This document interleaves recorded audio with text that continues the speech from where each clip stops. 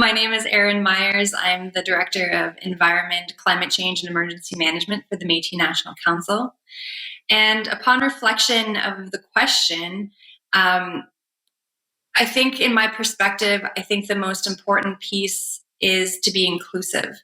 Um, the climate dialogue, the security dialogue, you tend to have a lot of the same experts around the table, whether it's scientists or academics or policy folks or the federal government. Um, but really, when we're talking about climate and security, we need to ensure that, you know, a variety of voices, a variety of expertise, and in this particular case, the Métis Nation or Indigenous peoples are included in this important work.